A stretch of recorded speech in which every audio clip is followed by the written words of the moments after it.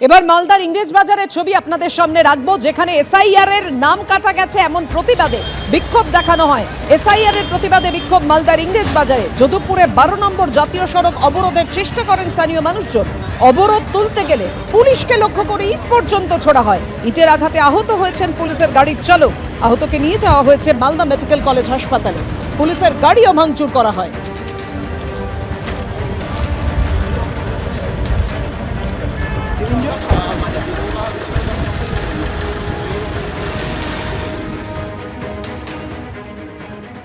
Voter লিস্টের নাম বাদ মালদার মোথাবাড়িতে তাণ্ডবের ঘটনার পর ওল্ড মালদার মঙ্গলবাড়িতে বিক্ষোভ দেখানো হলো। 12 নম্বর জাতীয় সড়ক অবরোধ করে বিক্ষোভ। ঘটনাস্থলে মালদা থানার প্রচুর পুলিশ সহ কেন্দ্রীয় বাহিনীও মোতায়েন রয়েছে। গতকাল মোথাবাড়িতে আপনারা গতকাল দেখেছেন যে কিভাবে তাণ্ডব চলেছে। এবার ওল্ড মালদার মঙ্গলবাড়িতে বিক্ষোভ। আমার হাত জোর করে নিবেদন আছে, আমি সবার বিভিন্ন সমস্যা আছে, এখানে যে বোনেরা আছে তাদেরও ডিফারেন্ট সমস্যা আছে। সবার কিন্তু সমস্যা আমি এখানে শুনতেও পারবো না। তাই আপনাদের রিপ্রেজেন্টেটিভরা যারা আমাদেরকে বলেছেন আমি সব নোট করেছি। আমি ইমিডিয়েটলি অফিসে গিয়ে কাজটা মোশনে দিয়ে দেবো। কিন্তু তার জন্য এখন যখন আমি আপনাদেরকে কিছু দিচ্ছি তখন আপনাদেরকে আমাকে কিছু দিতে হবে। আপনারা যে সকালে 9টা থেকে না খেয়ে না জল খেয়ে এত রোদের মধ্যে বসে আছেন, তার কিছু ফলাফল চাইবেন তো? ফলাফল না হলে কি হবে? তার ফলাফল এটাই যে আমরা ইমিডিয়েটলি গিয়ে আপনাদের দাবিগুলো ডিমান্ডগুলো যেগুলো আছে সেগুলো আমরা ঊর্ধ্বপক্ষে আমরা জানিয়ে দিচ্ছি। সো আপনাদেরকে এখন আমার রিকোয়েস্ট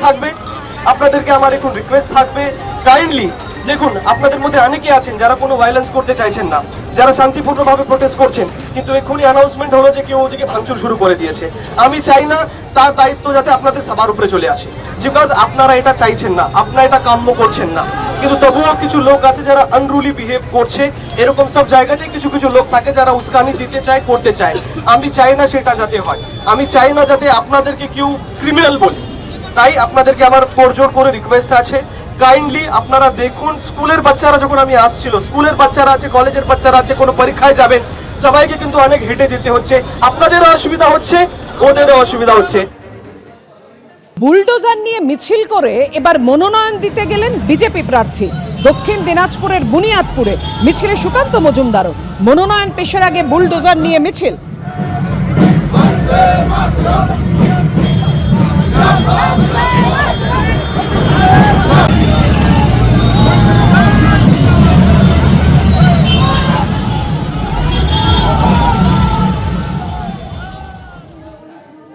তারকেশ্বরে 2 প্রার্থীর প্রচার, তৃণমূল ও বিজেপি ভোট প্রচারে। আপনাদের সামনে রেখেছি সেই ছবি। চৌতারা মাঠপাড়া এলাকায় প্রচার বিজেপি প্রার্থী সন্তু পানের। তিনি অভিযোগ করছেন 15 বছরে তারকেশ্বরে কিছুই হয়নি, এভাবে আক্রমণ শানালেন। তালপুরে টোটো নিয়ে প্রচার করলেন তৃণমূল প্রার্থী রামেন্দু সিংহ রায়। কাজের খতিয়ান দিয়েছি, বাকি কাজও করব, পাল্টা রবীন্দ্র। আলো জল এটা প্রাথমিক কর্তব্য, যেটা 6 মাসের মধ্যে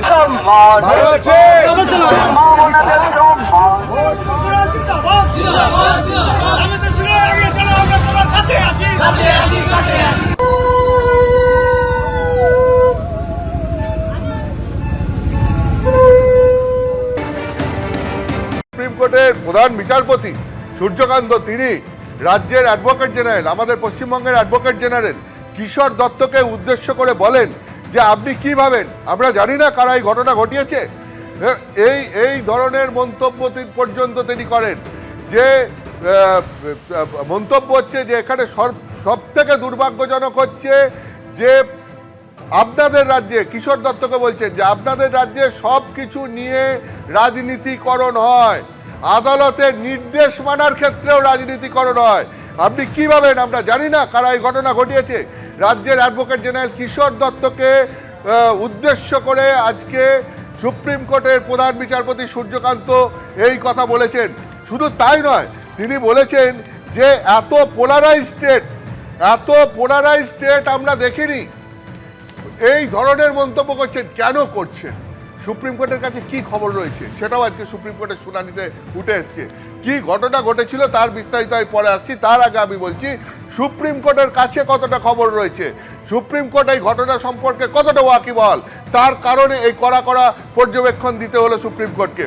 সুপ্রিম কোর্টের বিচারপতি জয়বল্লভ বাগচি তিনি আজকে প্রথমেই বলেন যে জুডিশিয়াল অফিসারদের নিরাপত্তা দেওয়াটা এটা হচ্ছে নির্বাচন কমিশনের দায়িত্ব এবং তার জন্য যা করার সেটা নির্বাচন কমিশনকে করতে হবে, এটা তিনি প্রথমে স্পষ্ট বুঝিয়ে দেন। এবং যেটা বিচারপতিদের তরফ থেকে বলা হয় যে গতকাল বিকেল 5টা থেকে অফিসারদের আটকে রাখা হলো, মহিলা অফিসারদেরকে পর্যন্ত আটকে রাখা হলো, মোট 7 জন আটকে ছিলেন, তার মধ্যে 3 জন মহিলা ছিলেন। তো এই জুডিশিয়াল অফিসারদের আটকে রাখা হলো, তাদের জল খাবার পর্যন্ত দেওয়া হলো না। আর প্রশাসন পুলিশ তারা কখন কাজ করলো? আমরা বলার পর, অর্থাৎ বিচারপতিরা বলার পর। এটা প্রধান বিচারপতি দেশের প্রধান বিচারপতি বলছেন। দেশের প্রধান বিচারপতি সূর্যকান্তের প্রশ্ন, রাজনৈতিক নেতারা কি করছিলেন? তাতে তৃণমূল কংগ্রেসের তরফ থেকে আইনজীবী হিসাবে হাজির ছিলেন মেনকা গুরুস্বামী। তিনি বলেন সব স্থানীয় অফিসারদের বদলি করে দেওয়া হয়েছে। তাতে বিচারপতি জয়মাল্য বাগচি বলেন যে পুলিশ প্রশাসনের কর্তাদের দায়িত্ব দেওয়া হয়েছে তাদেরও সজাগ থাকতে হবে, পরিস্থিতির ওপর নজর রাখতে হবে।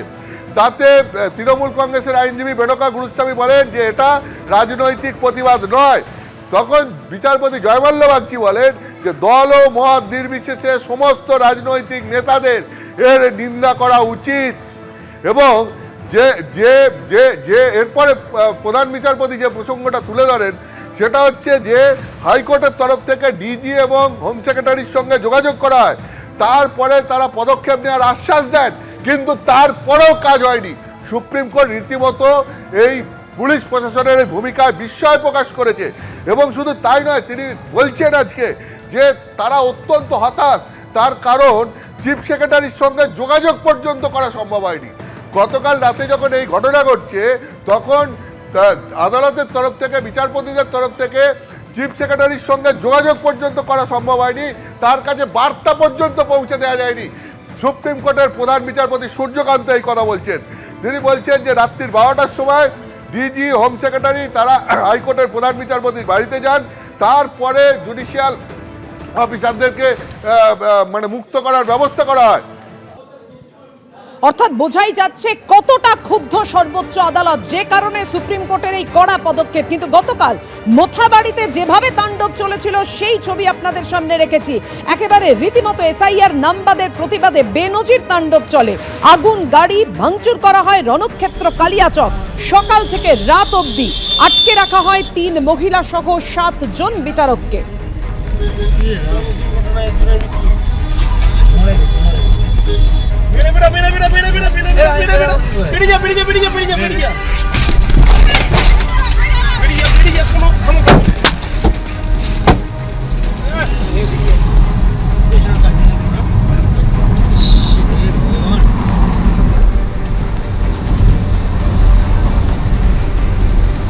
কত টাকা লাগবে রে ছোট নেটা পেছনটা?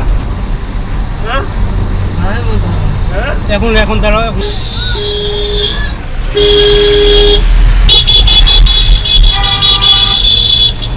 বাবা অবজারভারদেরকে বার করে দিল।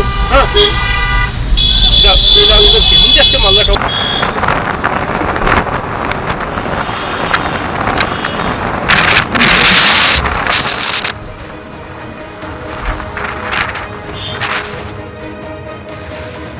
অবশেষে কেন্দ্রীয় বাহিনীর ঘেরাটোপে জুডিশিয়াল অফিসারদের উদ্ধার করা হলেও তারপর রাস্তায় বাঁশ ফেলে তাদেরকে কিভাবে আটকানোর চেষ্টা করা হয় সেই ছবি আপনাদের সামনে রেখেছি। শেষ অবধি কোনো রকমে এলাকা ছাড়েন তারা।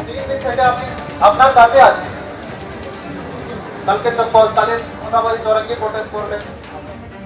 Car suffered accident. Please communicate it to register, sir. Our pilot is no more there. Our pilot car has suffered accident due to these hurdles. Our pilot is no more there. He has suffered accident due to the hurdles of bamboos and the hurdles and the bricks. We are traveling alone. High Court, take care of my children.